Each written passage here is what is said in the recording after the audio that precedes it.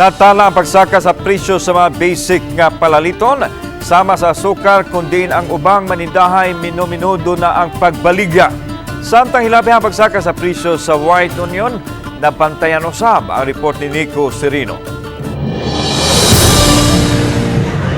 Sa Mandaue City Public Market, naabta namo si Romisil nga nabisi sa pagrepack sa baligya niya nga brown sugar. Tag 1/4 ang kilo sa putos niyan ini nga maukunoy gipangita sa ilang mga customer. Ilabi na kay ni mahal ang presyo karon, mas mupili ang mga mamalitay sa ginagmay apan affordable. Tag 18 pesos ang 1/4 sa brown sugar, samtang 25 hangtod sa 26 pesos sa puti. Matod sa manindahay, sa binulto nga palit pa lang, taas na kaayo ang aumento gikan sa 200 ngadto sa 300 pesos kada 50 kilos nga sako.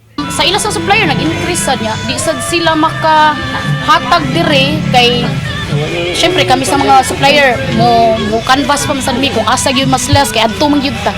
Matod hinuon sa mga manindahay, aduna ray supply sa asukar karon. Ila ra sab pasabton ang mga customer kung mangutana nganong ni aumento. Tag 1/4 ra. Kay og sa kilo dili naman marag na si adjustment sa mga customer ba.